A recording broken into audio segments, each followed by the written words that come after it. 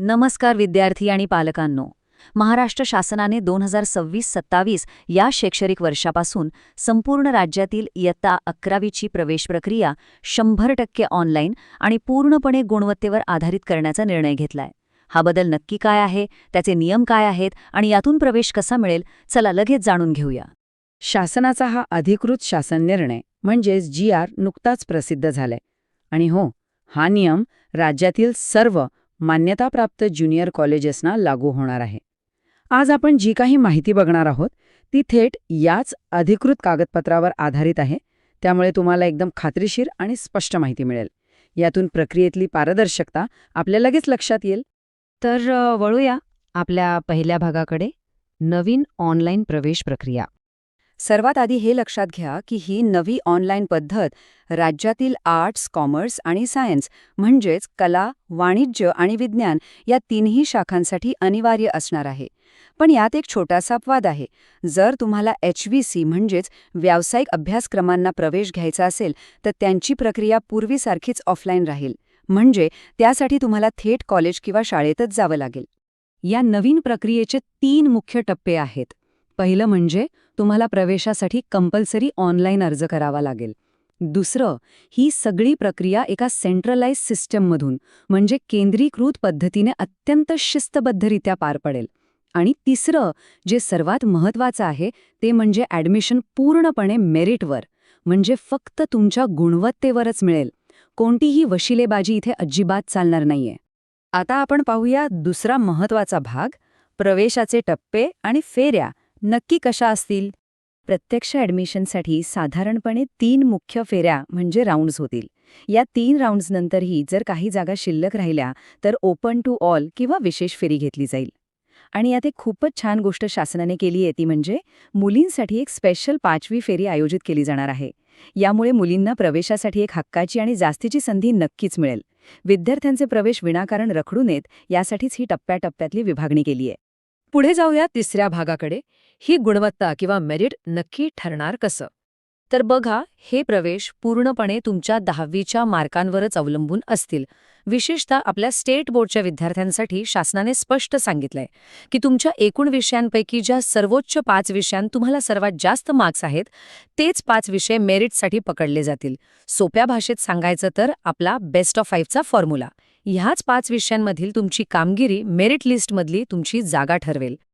आता तुमच्या मनात प्रश्न आला असेल की समजा 2 विद्यार्थ्यांचे मार्क्स एकदम सेम असतील तर काय होणार.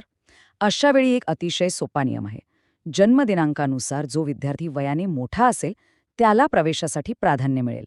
आणि जर योगायोगानेच जन्मतारीखसुद्धा सेमच निघाली तर विद्यार्थ्याचं स्वतःचं नाव, मग वडिलांचं नाव आणि आडनाव इंग्रजी वर्णानुक्रमे म्हणजेच अल्फाबेटिकल ऑर्डरनुसार चेक केलं जाईल. ही पद्धत एकदम क्लिअर आणि पारदर्शक आहे, जेणेकरून कोणावरही अन्याय होणार नाही.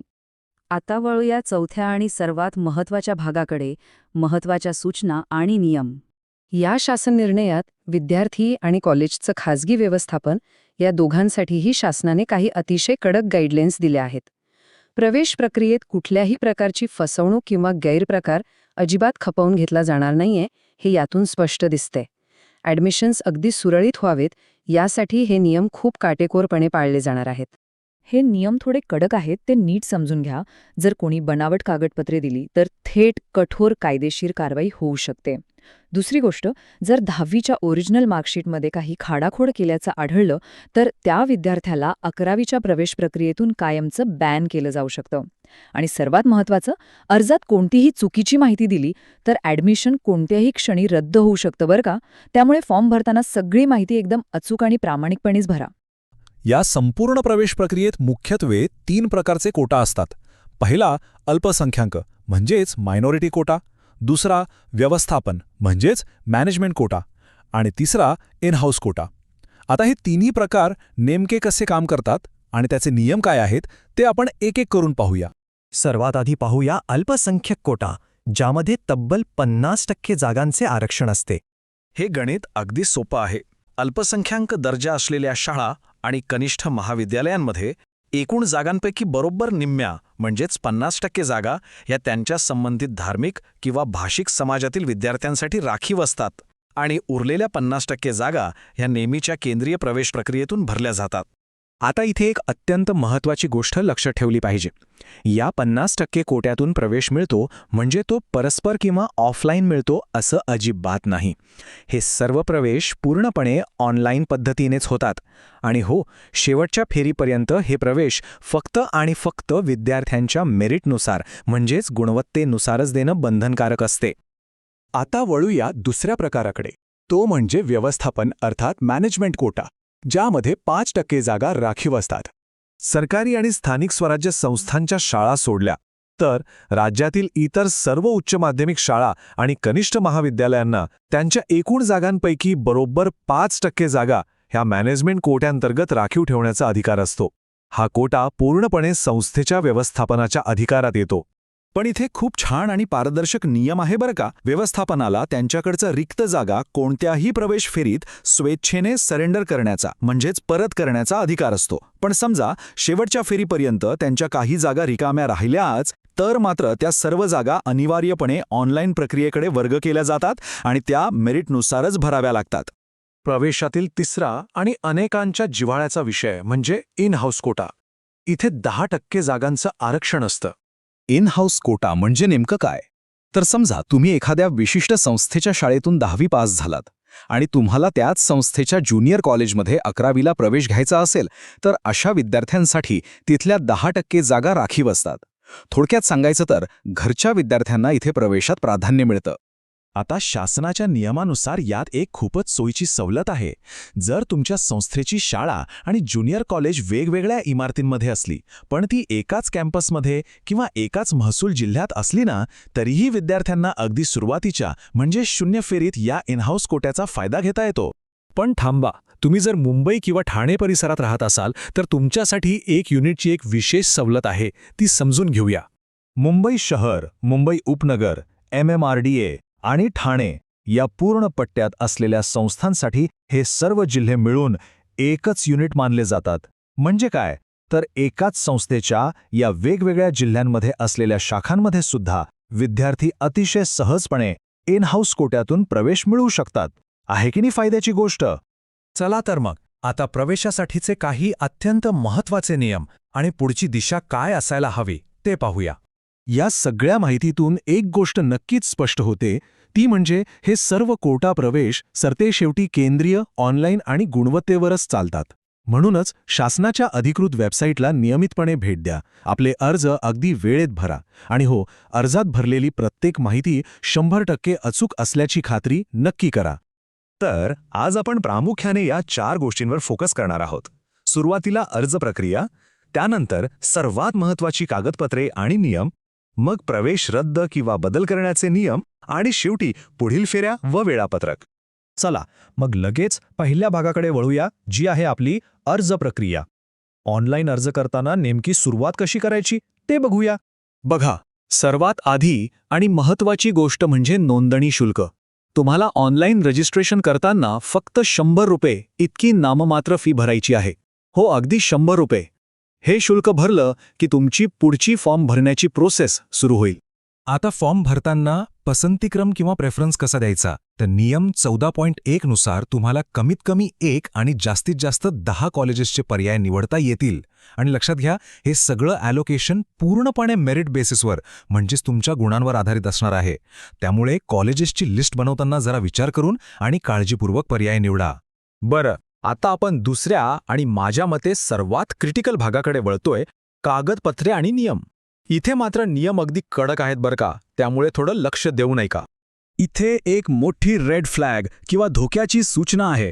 समजा तुम्ही ऑनलाईन अर्जात दिलेली माहिती आणि प्रत्यक्ष तपासणीच्या वेळची कागदपत्रे ह्यात काही तफावत किंवा चूक आढळली तर नियम 14.3 नुसार तुमचं ॲडमिशन थेट ब्लॉक होऊ शकतं.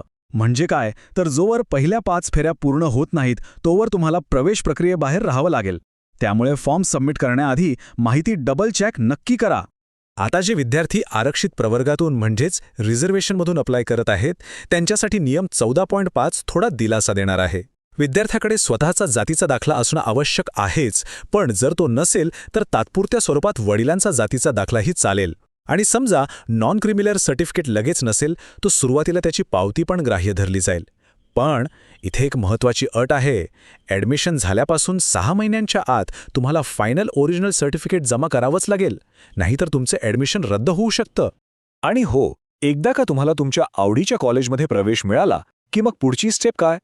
तर नियम 14.4 नुसार ॲडमिशन फायनल करताना तुम्हाला तुमची सर्व ओरिजिनल कागदपत्रे त्या नवीन कॉलेजमध्ये प्रत्यक्ष जमा करून व्हेरीफाय करून घ्यावी लागतील. ठीक आहे, आता आपण आपल्या तिसऱ्या टप्प्याकडे जाऊया. जर तुम्हाला प्रवेश रद्द करायचा असेल किंवा काही बदल करायचे असतील तर त्याचे नियम काय आहेत ते पाहूया. नियम 14.2 मध्ये एक थोडी ट्रिकी सिच्युएशन आहे.